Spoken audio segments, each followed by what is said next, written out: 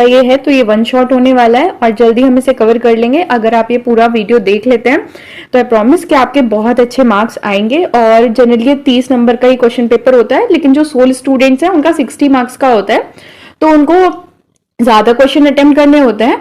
But जो regular students हैं उनको सिर्फ 3 क्वेश्चन अटेम्प्ट करने होते हैं 10-10 मार्क्स के। अगर आपको इस वीडियो के नोट्स चाहिए तो आप हमारा टेलीग्राम चैनल ज्वाइन कर सकते हैं। टेलीग्राम चैनल का लिंक आपको हमारे चैनल की जो पोस्ट है वहां पे मिल जाएगा, या फिर आप कमेंट सेक्शन में लिख दीजिएगा, वहां पे भी आपको लिंक प्रोवाइड कर दिया जाएगा। चलो शुरू करते हैं। सो पहला क्वेश्चन है, analyse the importance of effective financial planning and budgeting in a personal finance, how it contribute to the achieving financial stability. तो देखो, सबसे पहले समझते हैं फाइनेंशियल प्लानिंग क्या होता है। फाइनेंशियल प्लानिंग का मतलब है कि आप अपने गोल सेट कर रहे हो, फाइनेंशियल रिलेटेड गोल, और स्ट्रैटेजी डेवलप कर रहे हो कि कैसे आपको उन गोल को अचीव करना है। बजट का मतलब क्या है कि कैसे आपको अपने मनी को स्पेंड करना है, मतलब इनकम और एक्सपेंस को मैनेज करते हुए वो आप डिसाइड करते हो, और ये फाइनेंशियल प्लानिंग का सबसेट ही होता है।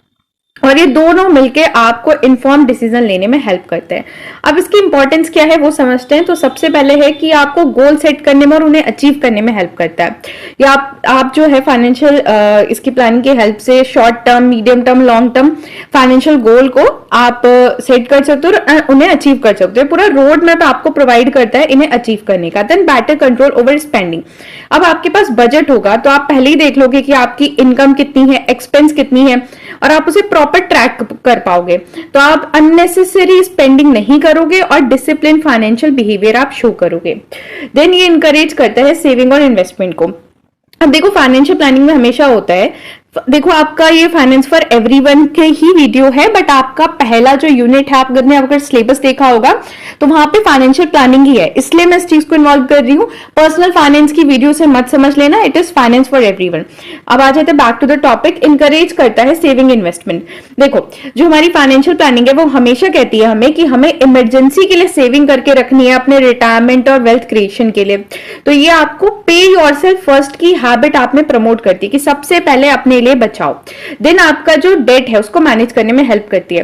ये इंश्योर करती है कि आपका जो एग्जिस्टिंग डेट है उसकी आप पहले ईएमआई वगैरह सब टाइम पे भर दो, और आप पहले से ही प्लान कर लो कि आपको क्या परचेस करना है, तो आपको डेट लेने की जरूरत ही नहीं पड़ेगी। देन आपको इमरजेंसी के लिए प्रिपेयर करती है, ये इंश्योर करके कि आप इमरजेंसी फंड आप अपने पास रख रहे हो, और कोई भी फाइनेंशियल पैनिक या डेट की सिचुएशन से आपको बचाती है, अवॉइड करती है। Then optimise tax planning. अब ये इन्वेस्टमेंट करके एग्जेम्पशंस वगैरह दिला के आपकी जो टैक्स के बाद जो इनकम बचती है उसको मैक्सिमाइज करती है। देखो, कई सारी इनकम टैक्स के अंदर भी ना कई सारी प्रोविजन है कि अगर आप इसमें इन्वेस्ट कर दोगे तो आपको इसका डिडक्शन मिल जाएगा 80C वगैरह के अंदर। तो ये आप प्रॉपर प्लानिंग करते हो तो आप कई सारी डिडक्शन लेके आप अपनी जो इनकम है उसे बचा लेते हो। देन ये फाइनेंशियल अवेयरनेस क्रिएट करती है। अगर आपको पता होगा कि कैसे कैसे आप चीजें कर सकते हो, आप फ्रॉड से बचोगे, आपका फाइनेंशियल स्टेटस अच्छा रहेगा, आप अच्छे से डिसीजन ले पाओगे, और फाइनेंशियल इंडिपेंडेंस आपको ये प्रोवाइड करती है। अब आते हैं कि कैसे कंट्रीब्यूट करती है फाइनेंशियल स्टेबिलिटी में। तो आपकी रिड्यूस करती है फाइनेंशियल स्ट्रेस, क्योंकि आपको पहले से अपनी इनकम, एक्सपेंस और सेविंग और रिस्क के बारे में पता होगा, तो आपको कोई दिक्कत ही नहीं होगी। आप प्रॉपर बजटिंग करोगे और इनफ मनी को इफेक्टिवली यूटिलाइज करोगे। देन एक नेट क्रिएट कर देती है सेफ्टी का, क्योंकि आप जो है इमरजेंसी फंड भी रख लेते हो, इंश्योरेंस कवरेज भी रख लेते हो, ताकि अनएक्सपेक्टेड शॉक से आप अपने आप को बचा सको। ये प्रमोट करती है कंसिस्टेंट वेल्थ क्रिएटिंग, क्योंकि आप सिस्टमैटिकली, ये आपको सिखाती है कि कैसे सिस्टमैटिकली सेव करना और इन्वेस्ट करना है ताकि आपकी कैपिटल ग्रो हो। Then help achieving balance lifestyle. अब आप स्पेंडिंग भी कर रहे हो but within a limit, ज्यादा पैसे खर्च नहीं कर रहे हो, और आप अपनी हॉबीज वगैरह को भी ध्यान में रख रहे हो। इसके साथ साथ आप अपने पैसे सेव भी कर रहे हो। तो ये क्या करती है, आपको एक बैलेंस लाइफस्टाइल प्रोवाइड करती है। इसका रियल लाइफ एग्जाम्पल मैंने यहाँ पे अटैच किया है, आप इसे रोक के वीडियो देख सकते हैं। देन आ जाते हैं अब हमारा question number 2, explain the role of Indian post office in facilitate the financial inclusion through the various. तो इंडियन पोस्ट ऑफिस का क्या रोल है ताकि फाइनेंशियल इंक्लूजन में, तो फाइनेंशियल इंक्लूजन समझते हैं। फाइनेंशियल इंक्लूजन का मतलब होता है कि हर किसी को अफोर्डेबल फाइनेंशियल प्रोडक्ट और सर्विसेज प्रोवाइड करना, मतलब सब जो है इजिली एक्सेस कर पा रहे, बैंकिंग, सेविंग, इंश्योरेंस, क्रेडिट वगैरह की सर्विस, रूरल एरिया में भी और अंडर डेवलप्ड एरिया में भी। और इंडियन पोस्ट ऑफिस का इतना बड़ा नेटवर्क है ना कि ये बहुत अच्छे से फाइनेंशियल इंक्लूजन को प्रमोट करता है। अब इन्होंने क्या क्या काम किया है वो हम देखते हैं। तो सबसे पहले है इंडियन पोस्ट पेमेंट बैंक।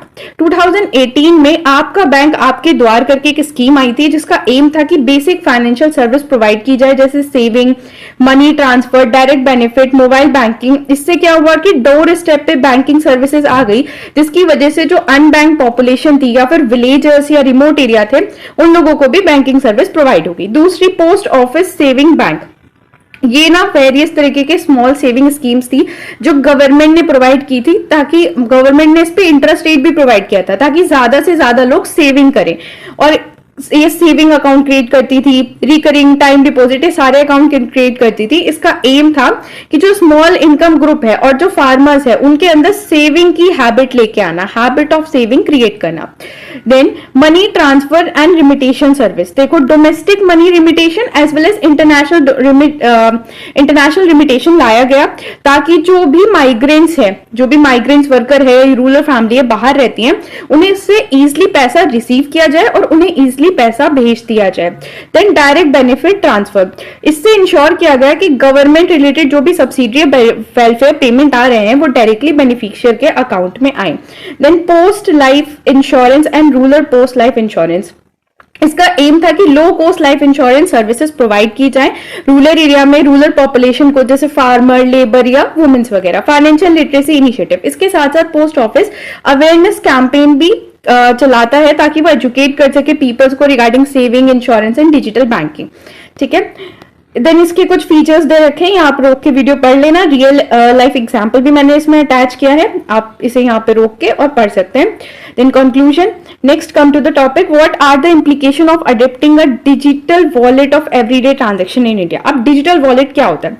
देखो, डिजिटल वॉलेट एक ऑनलाइन सर्विस है या ऐप है जिसके हेल्प से आप मनी को इलेक्ट्रॉनिकली स्टोर कर सकते हो और स्मार्टफोन और कंप्यूटर की हेल्प से कहीं भी पेमेंट कर सकते हो, जैसे पेटीएम, फोन पे, गूगल पे, अमेजॉन पे, ये सारे आपके डिजिटल वॉलेट। अब इससे क्या होता है कि आप कन्वीनियंस और स्पीडी ट्रांसफर कर सकते हो, मतलब कहीं से भी पेमेंट कर सकते हो।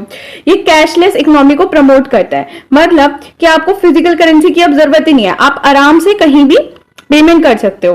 Then financial inclusion. जो सैमी रूरल एरिया है ना, उनको भी अब डिजिटल पेमेंट, आप देखते हो ना गांव में जाके वहां भी आपको क्यूआर मिल जाता है।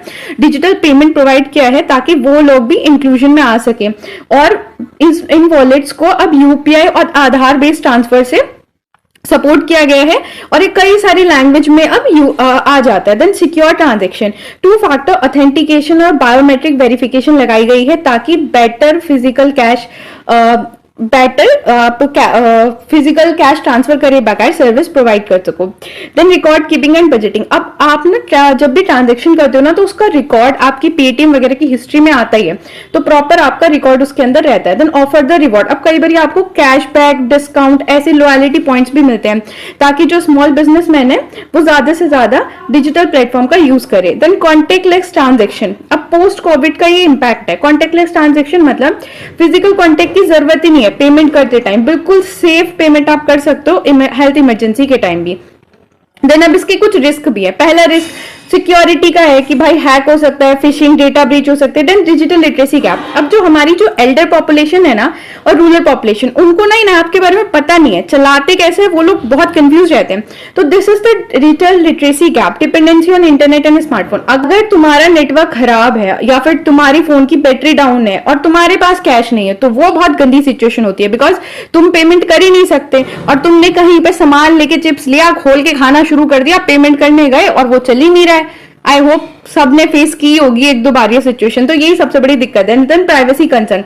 अब इतने सारे लोगों का आप कंटिन्यूअसली डेटा कलेक्ट करो, प्राइवेसी तो कंसर्न होगा ही ना। टेक्निकल ग्लिचेस, कई बार बैंक आता है कि सर्वर डाउन, टेक्निकल ग्लिचेस आ सकते हैं। And limited acceptance in some area. अब कुछ जो बिल्कुल रिमोट एरिया है ना और जो स्मॉल वेंडर्स हैं वो लोग इन्हें यूज ही नहीं करते, मतलब अभी तक यूनिवर्सल अडॉप्टेशन एक चैलेंज बन के रह गया। Government regulation and support. अब गवर्नमेंट ने क्या किया है, देखो आरबीआई ने गाइडलाइन इशू करी है और जो डेटा प्रोटेक्शन बिल आया है ना उसका एम है कि डिजिटल ट्रांजैक्शन को सिक्योरली किया जा सके। देन यूपीआई ने एनपीसीआई एक one of the safest and most widely used system इन्होंने सेटअप किया है जो ग्लोबली यूज किया जाता है। देन आ जाते हैं next topic, define a mutual funds and explain the different category of mutual funds. Mutual funds क्या होता है? देखो म्यूचुअल फंड्स में क्या होता है कि एक मैं बड़ी इन्वेस्टर हूं और मेरे पास नॉलेज है कि मुझे कहाँ पैसा लगाना है प्रॉपर, बट आप छोटे इन्वेस्टर हो, आपके पास बहुत छोटा पैसा है और आपको नॉलेज भी नहीं है, तो मैं क्या करूंगी, ऐसे छोटे छोटे कई सारे इन्वेस्टर्स से पैसा कलेक्ट करूंगी और क्योंकि मेरे पास नॉलेज एफिशिएंसी सब है और मैं पैसा लगा दूंगी, ठीक है, वो पैसा आप ही का है और मैंने आपको उसके बदले में बता दिया, एक रिसिप्ट इशू कर दी कि आपसे मैंने 2,000 रुपए लिए थे, तो बाद में जब रिटर्न आएगा, मेरे पैसे का जो भी रिटर्न आएगा उसका जितना भी पोर्शन, जैसे जितना भी आपने कंट्रीब्यूट किया था प्रोपोर्शनेटली मैं आपको प्रॉफिट ट्रांसफर कर दूंगी। यही होता है म्यूचुअल फंड्स, आप इसकी डेफिनेशन पढ़ लेना, यही होता है म्यूचुअल फंड्स, ऐसा ही करता है म्यूचुअल फंड्स में, और ये पैसा लगाते हैं stock, bond, money market instruments में, और इसे प्रोफेशनल फंड मैनेजर्स हैंडल करते हैं। की फीचर्स क्या है कि इन्वेस्टमेंट कई सारी जगह होती है तो डिवर्सिफाई हो जाता है, रिस्क रिड्यूस हो जाता है। प्रोफेशनल मैनेजमेंट मतलब प्रोफेशनल्स लोग इसे मैनेज करते हैं। लिक्विडिटी, म्यूचुअल फंड्स जो इजीली रिडीम किया जा सकता है, इसे रेगुलेट करता है SEBI और अफोर्डेबल, मतलब आप बहुत छोटे अमाउंट से भी SIP शुरू कर सकते हो। कैटेगरी क्या है म्यूचुअल फंड्स की? तो सबसे पहले structure based open and mutual funds, मतलब कभी भी बाय करो कभी भी सेल करो, कोई फिक्स्ड मेच्योरिटी भी नहीं है। क्लोज एंड, आपकी फिक्स मेच्योरिटी पीरियड में ही आप इसे बाय सेल कर सकते हो, जैसे 3 to 5 ईयर में। इंटरवल फंड, मतलब ये ना कॉम्बिनेशन है ओपन एंड और क्लोज एंड म्यूचुअल फंड्स का। ट्रांजेक्शन सिर्फ कुछ स्पेसिफिक इंटरवल में अलाउड होती है। बस क्लोज एंड में क्या होता है, पूरी फिक्स मैच्योरिटी की, जब तक पूरी फिक्स मैच्योरिटी नहीं होती आप जो है इसे सेल नहीं कर सकते, ऐसा रहता है। देन आ जाते हैं based on asset class, asset class के बेस पे इक्विटी म्यूचुअल फंड, जब आप स्टॉक्स कंपनी की इक्विटी में इन्वेस्ट करते हो, बट इसमें रिस्क बहुत ज्यादा रहता है। देन डेट म्यूचुअल फंड क्या होता है, इसमें रिस्क कम रहता है क्योंकि आपको फिक्स्ड इनकम सिक्योरिटी मिलती है, जैसे बॉन्ड, डिवेंचर्स, गवर्नमेंट का, और ये इक्विटी से तो सेफर ही रहता है। देन हाइब्रिड फंड, ये मिक्स होता है इक्विटी और डेट इंस्ट्रूमेंट का, और रिस्क और रिटर्न बिल्कुल बैलेंस रहता है। Then money market mutual funds, यहाँ शॉर्ट टर्म इंस्ट्रूमेंट में आप इन्वेस्ट करते हो, ठीक है, जैसे ट्रेजरी बिल, कमर्शियल पेपर, और रिस्क यहाँ कम रहता है, ठीक है। और अगर आपके पास थोड़े से टाइम के लिए पैसा है ना, तो फिर ये बिल्कुल ठीक है। गोल्ड म्यूचुअल फंड्स, यहाँ पे आप गोल्ड या गोल्ड रिलेटेड एसेट में इन्वेस्ट करते हो, और ये आपको तब बेनिफिट करता है जब गोल्ड प्राइस का जो मूवमेंट है ज्यादा ऊपर जा रहा हो या नीचे आ रहा हो। इंडेक्स म्यूचुअल फंड में क्या होता है कि आप मार्केट इंडेक्स के बेसिस पे इसमें इन्वेस्ट करते हो, जैसे मार्केट की इंडेक्स अगर ऊपर जाएगी तो आपका पैसा बढ़ेगा, उस चीज से ये होता है। देन इंटरनेशनल फंड, अगर आपको फॉरेन मार्केट में इन्वेस्ट करना है तो आप इंटरनेशनल फंड में जाते हो। Then based on investment option, investment option भी कई सारे, जैसे ग्रोथ फंड, इसमें क्या होता है आप कैपिटल के एप्रिसिएशन के लिए इन्वेस्ट करते हो, जनरली ये इक्विटी में होता है और ये लॉन्ग टर्म इन्वेस्टर्स के लिए ठीक होता है। रेगुलर फंड, वो इनकम फंड, इनकम फंड तब होता है जब आप ना रेगुलर इनकम चाहते हो कि आपने कुछ पैसे कर दिए हैं और आपको रेगुलर इनकम मिलती रहे, रेगुलर रिटर्न आता है, जनरली ये बॉन्ड होता है, बॉन्ड या डेट इंस्ट्रूमेंट वगैरह। टैक्स सेविंग फंड, यहाँ पे आप क्या करते हो, इन्वेस्ट करते हो ताकि आप टैक्स बेनिफिट ले सको under the section 80C of the income tax act. Liquid fund क्या होता है, बहुत छोटे टाइम के लिए, वेरी शॉर्ट टर्म इंस्ट्रूमेंट, और ये लॉन्ग टर्म, इसकी लिक्विडिटी भी बहुत ही शॉर्ट टर्म होती है, मतलब शॉर्ट टर्म नीड के लिए आप इसमें इन्वेस्ट कर देते हो। देन ये पूरा चार्ट इसमें बना हुआ है, देख के रोक के देख लेना अच्छे से, कंक्लूजन। देन आ जाते हैं हमारे next topic, KYC, debit card, credit card and SIP। अब पहले पढ़ते हैं केवाईसी। केवाईसी का मतलब है नो योर कस्टमर, एक स्टैंडर्ड प्रोसेस है जो बैंक और फाइनेंशियल इंस्टीट्यूशन फॉलो करते हैं ताकि वो वेरीफाई कर सके आइडेंटिटी और एड्रेस कस्टमर का, कोई भी उससे फाइनेंशियल रिलेशनशिप रखने से पहले, मतलब कुछ भी बेनिफिट प्रोवाइड करने से पहले आपकी आइडेंटिटी और एड्रेस को वेरीफाई करने के लिए यूज किया जाता है। ये रिजर्व बैंक ने बनाया ताकि वो मनी लॉन्ड्रिंग और ये आइडेंटिटी थेफ्ट, फाइनेंशियल फ्रॉड या टेररिस्ट फाइनेंसिंग से बच सके। अब इसका की एलिमेंट क्या है कि सबसे पहले आपको आइडेंटिटी प्रूफ देना होता है, जैसे पैन कार्ड, आधार कार्ड, पासपोर्ट, फिर एड्रेस प्रूफ देना होता है, उसमें आपका इलेक्ट्रिसिटी बिल, टेलीफोन, फिर रीसेंट का पासपोर्ट साइज फोटो देना होता है। अब इसका इंपॉर्टेंस क्या है कि ट्रस्ट और ट्रांसपेरेंसी रखता है कस्टमर और इंस्टीट्यूशन के बीच में, कोई भी फेक या फ्रॉडलेंट अकाउंट अब ओपन नहीं हो सकता, और इलीगल और सस्पिशियस ट्रांजैक्शन पे बिल्कुल कड़ा के नजर रखता है। ये किस किस के लिए रिक्वायर्ड है, अगर आपने सेविंग या फिर करंट अकाउंट खोलना है, अगर आपने इन्वेस्टमेंट करनी है म्यूचुअल या स्टॉक फंड में, आपको लोन लेना है या परचेस करनी है कोई इंश्योरेंस। देन आ जाता है क्रेडिट और डेबिट कार्ड। देखो क्रेडिट और डेबिट कार्ड दोनों ही डिजिटल प्लास्टिक कार्ड हैं, कैशलेस ट्रांजेक्शन के लिए यूज किए जाते हैं, बट इनके फंक्शन अलग है। क्रेडिट कार्ड में क्या होता है कि आपके पास पैसा बैंक अकाउंट में नहीं है, बट आप बोरो कर सकते हो एक सर्टेन लिमिट तक, सर्टेन क्रेडिट लिमिट तक, और बाद में आप इसे रीपे कर देते हो और इस पे इंटरेस्ट चार्ज होता है अगर आप डिले पेमेंट करते हो तो। डेबिट कार्ड क्या होता है, डायरेक्टली आपके बैंक अकाउंट से लिंक होता है, जितना पैसा आपके बैंक अकाउंट में है वो उतना ही यूज कर सकते हो, और जैसे ही आपने कार्ड स्वाइप किया आपका बैंक अकाउंट से पैसा डिटेक्ट हो जाएगा। कोई बोरिंग इसमें नहीं होती, तो कोई इसमें इंटरेस्ट वगैरह नहीं लगता। ये पूरी कंपैरिजन टेबल है दोनों के बीच में, सिंपल कंपैरिजन लिखा है, you can stop and read it. Then आ जाता है एसआईपी। एसआईपी का मतलब होता है सिस्टमैटिक इन्वेस्टमेंट प्लान। इसमें ये जनरली म्यूचुअल फंड्स में होती है, जहां पे आप हर फिक्स्ड पीरियड के टाइम पे, हर महीने और क्वार्टरली भी हो सकता है, कुछ भी हो सकता है, हर फिक्स्ड रेगुलर इंटरवल के टाइम पे कुछ पैसा इन्वेस्ट करते हो। एक साथ पैसा ना देके जैसे हर महीने आप 100 रुपए दे रहे हो, ठीक है। ये आइडल होता है नए इन्वेस्टर्स के लिए, सैलरी इंडिविजुअल्स के लिए जिनके पास एकदम से पैसा नहीं आता। की फीचर्स क्या है कि आपको रेगुलर इन्वेस्टमेंट करनी होती है। रुपए कॉस्ट एवरेजिंग, मतलब more unit when market are low, fewer when higher, मतलब कॉस्ट इसकी ऊपर नीचे होती रहती है। पावर ऑफ कंपाउंडिंग, मतलब जैसे जैसे आपका पैसा रहता है ना, वो कंपाउंड इंटरेस्ट उस पर लगता रहता है। फ्लेक्सिबल और कन्वीनियंट रहता है, कभी भी स्टार्ट करो, कभी भी शुरू करो, कभी भी रोक दो। कोई don't need to the time the market, मतलब आपको ना रेगुलरली मार्केट को ऐसे देखने की जरूरत नहीं है, क्योंकि आप तो रेगुलरली इन्वेस्ट कर रहे हो, मार्केट तो उसे देखना पड़ेगा जो मतलब ऐसे इक्विटी वगैरह में लगा रहा होगा। गोल बेस्ड प्लानिंग, अब एसआईपी जो है ना वो प्लान करता है आपको रिटायरमेंट में, एजुकेशन, चिल्ड्रन, ये सब में प्लान करने में हेल्प करता है। टाइप ऑफ एसआईपी क्या है, इक्विटी जब आप इक्विटी में लगाते हो, डेट जब आप लो कॉस्ट डेट इंस्ट्रूमेंट में लगाते हो, और हाइब्रिड दोनों मिक्स होता है। एग्जाम्पल मैंने यहाँ पे इलस्ट्रेट कर रखा है, रोक के पढ़ लेना। What do you understand by the डीमेटेरियलाइजेशन and how the debit account is the process of holding the trading share. तो डीमेटेरियलाइजेशन क्या होता है, ये प्रोसेस है जिससे आपकी जो फिजिकल शेयर है ना वो आपके इलेक्ट्रॉनिक फॉर्म में कन्वर्ट हो जाते हैं। इसके लिए आपको डीमेट अकाउंट खोलना पड़ता है, और जो सैबी है वो इसको रेगुलेट करता है। जनरली ये आपका अकाउंट एनएसडीएल या सीडीएसएल के अंडर खुलता है।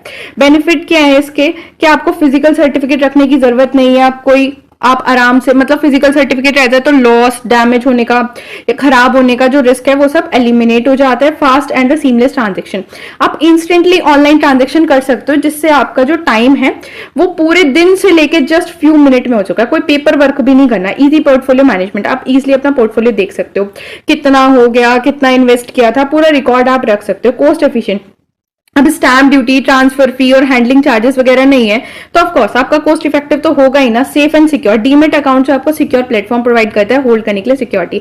आपको चोरी होने का, आपकी जो सिक्योरिटी कागज के फॉर्म में पहले आती थी, पेपर में खराब हो जाती थी तो बस गए पैसे, वो सब भी आपको डर अब नहीं है। Easy access and online trading, अब आप with the help of online trading platform easily buy कर सकते हो शेयर्स रियल टाइम में। Corporate benefit and directly credit, मतलब आपका जो भी dividend, interest, bonus, right issues है वो सब ऑटोमेटिकली आपके बैंक अकाउंट में क्रेडिट हो जाते हैं इसकी हेल्प से। देन आ जाता है mortgages, critical important part of home loan. Highlight the above statement, explain the meaning and importance of mortgage. Mortgage क्या होता है और इसका हमें डिफरेंस भी बताना है फिर हाइपोकेशन, मॉर्गेज और प्लेज में। मॉर्गेज का मतलब होता है कि आप जो है अपनी रियल एस्टेट, कुछ भी हाउस, लैंड वगैरह एज अ कोलेटरल रख रहे हो और लेंडर के पास, और उससे उधार ले रहे हो, ठीक है। और ये जनरली होम लोन में होता है। इंपॉर्टेंस क्या है इसकी, कि सिक्योरिटी फॉर द लेंडर। अब जो आपको उधार देने वाला है, कल के दिन को आप लेके भाग गए तो उसके लिए तो सिक्योरिटी रहती है, ठीक है, लीगल प्रोटेक्शन उसकी रहती है। इनेबल इजी बोरिंग, अब आप जनरली क्या करते हो, इतने सारे पैसे आप कैसे लेके आओगे, बट अगर आप ऐसे होम लोन वगैरह लेते हो तो आपको लार्ज सम ऑफ अमाउंट ऐसा बोरिंग मिल जाती है, लो इंटरेस्ट रेट। इस पे इंटरेस्ट रेट भी बहुत कम लगता है और लीगल प्रोटेक्शन भी मिल जाती है क्योंकि क्लैरिटी रहती है ओनरशिप की। Essential for home purchase, generally लोगों के पास इतना पैसा नहीं होता कि वो इतना सारा एकदम से अमाउंट लगा सके अपने घर में, लेकिन अगर होम लोन वगैरह वो ले लेते हैं ना तो वो अफोर्डेबल प्राइस पे अपना घर बना पाते हैं। अब ये है डिफरेंस बिटवीन मॉर्गेज, हाइपोकेशन और इम्प्लीकेशन। देखो, मॉर्गेज का मतलब क्या है, इमूवेबल प्रॉपर्टी को ट्रांसफर करना। हाइपोकेशन मतलब मूवेबल प्रॉपर्टी को ट्रांसफर करना। और प्लेज का मतलब है कि आप मूवेबल गुड्स को ट्रांसफर कर रहे हो। ये पूरा डिफरेंस है, बहुत ही ईजी लैंग्वेज में लिखा हुआ है, आप रोक के पढ़ लेना, डिफरेंस में कुछ ऐसा खास है नहीं। Then next, initial public offering. Initial public offering क्या होती है ये पढ़ते हैं। तो इनिशियल पब्लिक ऑफरिंग एक प्रोसेस है जिससे प्राइवेट कंपनी अपने शेयर्स जो है पब्लिक को पहली बार ऑफर करती है और कैपिटल रेज करती है। इसको वैसे जनरली गोइंग पब्लिक भी बोलते हैं कि आप पहली बार जो है पब्लिक के पास जा रहे हो पैसा उठाने के लिए, तो मतलब गोइंग पब्लिक, ठीक है। इसमें क्या होता है कि इन्वेस्टर्स और फिर उसके बाद मतलब पहली बार कंपनी लिस्ट कराती है और बाद में वो जो शेयर है वो स्टॉक मार्केट में इन्वेस्टर्स के बीच में ट्रेड होते रहते हैं। इस जिसकी हेल्प से कंपनी फंड रेज करती है और अपने डेट वगैरह को फाइनेंस करती है।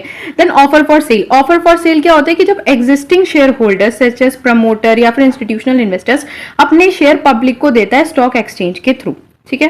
Then long term capital gain, इसमें क्या होता है कि जब आप प्रॉफिट अर्न करते हो कैपिटल एसेट को सोल्ड करके, जो आपने कैपिटल एसेट बहुत टाइम से अपने पास रख रखी थी, generally 12 month for equity in India, जो लॉन्ग टर्म कैपिटल गेन है इक्विटी में, उसका जो अमाउंट होता है वो 1 लाख से ऊपर होना चाहिए और इसको टैक्स प्रोवाइड कर, इस पे टैक्स लगता है लॉन्ग टर्म कैपिटल गेन पे 10%। अगर तुम्हें इनकम टैक्स पड़ा होगा ना तो तुम्हें थोड़ा पता चल रहा होगा कि लॉन्ग टर्म कैपिटल गेन क्या है।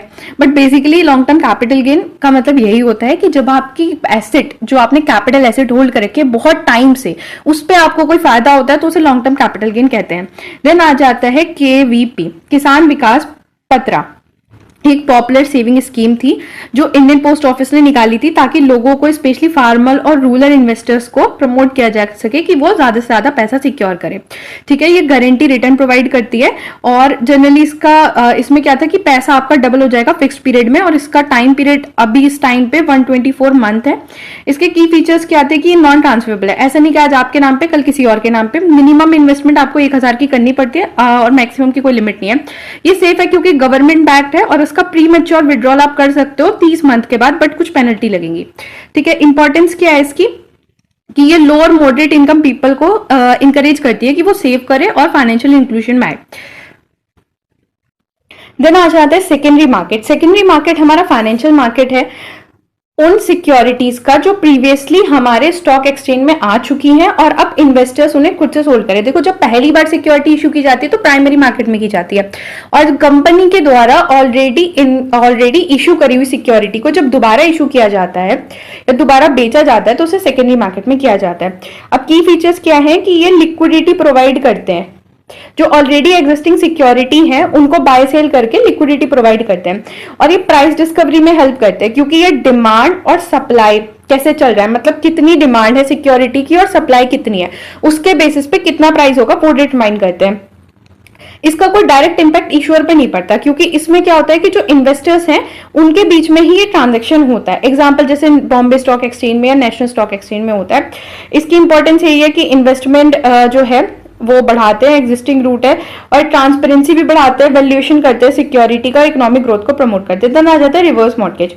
रिवर्स मॉर्टगेज एक स्पेशल टाइप का होम लोन है जो अवेलेबल है सीनियर सिटीजन के लिए, जो अलाउ करता है कि instead of paying a loan, मतलब लोन मत पे करो बट अपने होम का थोड़ा सा पार्ट कैश में कन्वर्ट कर लेता है, मतलब अपने होम की थोड़ी सी ओनरशिप किसी को ट्रांसफर करके और उसे कैश में कन्वर्ट कर लेना, ठीक है। इसकी एलिजिबिलिटी क्या है कि आप जो है 60 साल के उससे अबव होने चाहिए। आपको लोन जो है वो रीपे तभी करना है जब आपका घर बिकेगा या आप हमेशा के लिए चले जाते हो। इसका एम यही है कि जो सीनियर सिटीजन है ना उनको बिना अपना घर किसी को दिए एक रेगुलर इनकम आती रहे, ठीक है। ये हेल्प करता है सीनियर सिटीजन्स की official security, independence in retirement और प्रिवेंट करता है कि कोई भी कि उन्हें अपना घर बेचना ना पड़े अपनी फाइनेंशियल कॉन्स्ट्रेंट की वजह से।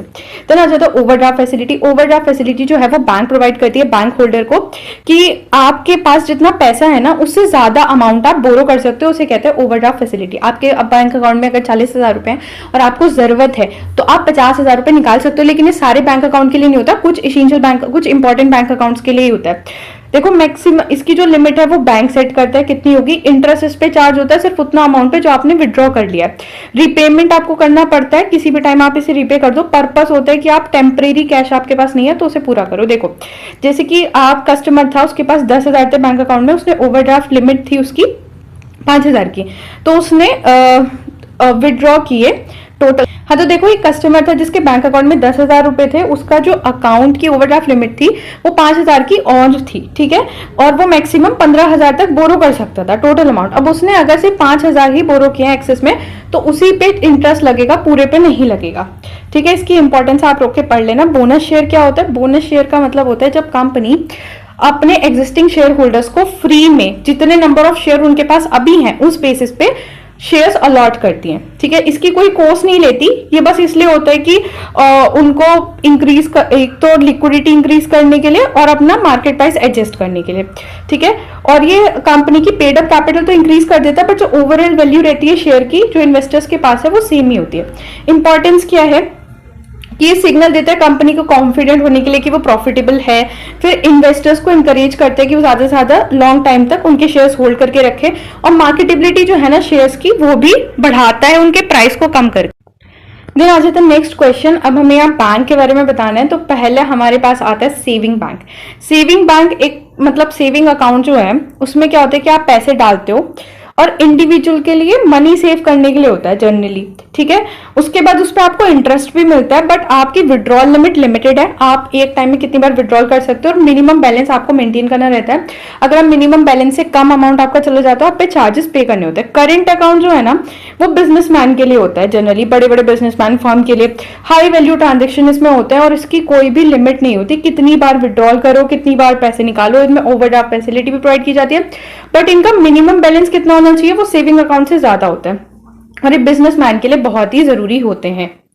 देन पढ़ते हैं प्रीफरेंस शेयर के बारे में। तो प्रीफरेंस शेयर एक तरह का शेयर्स है जो प्रीफरेंशियल राइट आपको प्रोवाइड करता है ओवर द इक्विटी। मतलब क्या होता है कि जो इक्विटी शेयर होल्डर्स है ना उससे ज्यादा इंपॉर्टेंस प्रीफरेंस शेयर होल्डर्स को दी जाती है, इसीलिए इनका नाम भी प्रीफरेंस शेयर होल्डर है।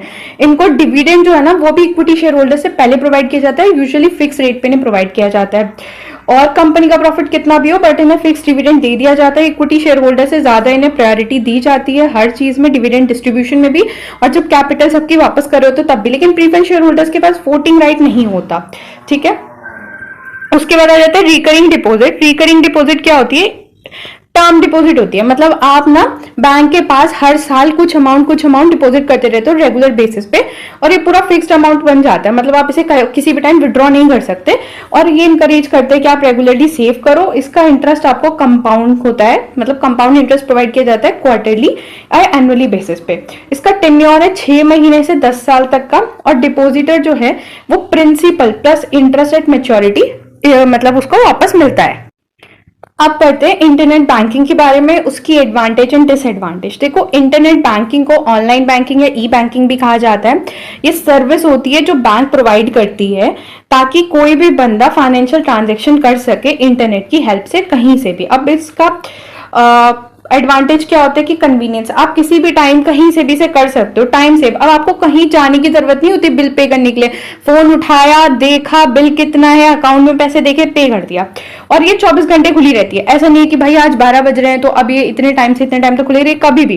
कोस्ट इफेक्टिव होती है क्योंकि पेपर वर्क तो आपका खत्म हो गया है ना ही आपको पोस्टेज ना एडमिनिस्ट्रेशन कॉस्ट भी नहीं देनी पड़ती, और आप इजिली देख पाते हो। किसी भी टाइम आप अपना बैंक अकाउंट का बैलेंस देख सकते हो, कौन सा बिल पे कर दिया वो भी सब आप देख सकते हो, और बहुत सारी और ये सर्विसेज प्रोवाइड करता है। डिसएडवांटेज क्या है? सिक्योरिटी रिस्क, कि साइबर थ्रेट है, हमारी हैकर फिशिंग हो सकती है, आइडेंटिटी थेफ्ट होता है, टेक्निकल प्रॉब्लम कभी कभी आ जाती है, मानते हैं। डिजिटल लिटरेसी रिक्वायर्ड, अब बहुत सारे लोगों को ना पता ही नहीं है, खासकर जो हमसे बड़ी जनरेशन है उनको पता ही नहीं कैसे यूज करना है। दे पीपल्स आर कंफ्यूज, तो ये सबसे बड़ी दिक्कत है। और आजकल जो फ्रॉड और स्कैम चल रहे हैं उसे हम कैसे भूल सकते हैं, तो वही सारी प्रॉब्लम क्रिएट कर रहे हैं। Limited financial transaction, face to face आपका इंटरेक्शन तो होता नहीं है, तो जो आपकी बड़ी प्रॉब्लम है ना उन्हें रिजोल्व करने में बहुत ज्यादा दिक्कत आती है। देन आपका नेक्स्ट क्वेश्चन आ जाता है वेरियस सिक्योरिटी मार्केट के बारे में। सिक्योरिटी मार्केट क्या होता है? वो सिक्योरिटी मार्केट मतलब कैपिटल मार्केट, जहां मतलब क्या होता है कि बायर और सेलर फाइनेंशियल सिक्योरिटीज को बाय और परचेस करते हैं, उसे सिक्योरिटी मार्केट कहते हैं। सिक्योरिटी का कौन सी? जैसे बॉन्ड, स्टॉक, डिबेंचर्स, डेरिवेटिव। ये कंपनी को हेल्प करते हैं कि कंपनी जो है या फिर गवर्नमेंट अपने लिए फंड रेज कर सके, लोगों को अपने शेयर्स प्रोवाइड करके। अब कितने तरह के होते हैं? तो ब्रॉडली 2 मेन सेक्टर में है। प्राइमरी मार्केट, जब पहली बार सिक्योरिटी इशू की जाती है ना तो प्राइमरी मार्केट में की जाती है, और यहाँ पे कंपनियां गवर्नमेंट इशू करती है ताकि वो फ्रेश कैपिटल अपनी पैसा उठा सके। जनरली यहाँ पे क्या इशू होता है? Initial public offering, follow up public offering, और यहाँ पे बड़ी बड़ी कंपनी, अंडर राइटर्स, रेगुलेटर्स ही इसके पार्टिसिपेंट्स होते हैं। देन सेकेंडरी मार्केट में क्या होता है? जो सिक्योरिटी ऑलरेडी प्राइमरी मार्केट में इशू हो चुकी है उनको फिर से ट्रेड किया जाता है सेकेंडरी मार्केट में। इसका एम होता है कि ऑलरेडी एग्जिस्टिंग सिक्योरिटी को लिक्विडिटी प्रोवाइड कर सके। ये जनरली बॉम्बे स्टॉक एक्सचेंज और नेशनल स्टॉक एक्सचेंज में यूज किया जाता है, और इसमें इन्वेस्टर्स, ट्रेडर, ब्रोकर, डीलर्स इसके पार्टिसिपेंट्स होते हैं। नेक्स्ट क्वेश्चन है, describe a unit linked insurance plan different from the mutual fund investment. देखो, यूनिट लिंक्ड इंश्योरेंस प्लान क्या होता है? ये कॉम्बिनेशन है इंश्योरेंस और इन्वेस्टमेंट का। यहाँ जब आप इन्वेस्ट करते हो ना, तो आपका आधा पैसा लाइफ इंश्योरेंस कवरेज में जाता है और बाकी का जो अमाउंट है वो इक्विटी, डेट या बैलेंस अमाउंट में इन्वेस्ट हो जाता है। और म्यूचुअल फंड्स में क्या होता है? आपका पूरा ही पैसा जो है वो आपके किसी भी इक्विटी वगैरह परचेस करने में ही लगता है। यहाँ पे आप देखो पूरा डिफरेंस दे रखा है। इसमें क्या है कि कॉम्बिनेशन रहता है इंश्योरेंस इन्वेस्टमेंट का, बट यहाँ पे पूरा इन्वेस्टमेंट प्रोडक्ट ही परचेस किया जाता है। इसका एम है कि लाइफ इंश्योरेंस के साथ साथ इन्वेस्टमेंट रिटर्न हो, बट ये तो पूरा से वेल्थ क्रिएशन पर ध्यान देता है। ये आपको लाइफ इंश्योरेंस रिस्क कवर करता है प्लान के साथ साथ, बट यहाँ पे ऐसा कुछ नहीं है, ठीक है। और बाकी के ये कुछ डिफरेंस है, ये आप पढ़ सकते हो, ज्यादा हार्ड नहीं है, इतना ही है। इसी के साथ ये वीडियो कंप्लीट होती है और आपका ये लेक्चर भी कंप्लीट हो रहा है, आपका सिलेबस भी कंप्लीट हो रहा है। थैंक्स फॉर वॉचिंग, वीडियो को लाइक करो।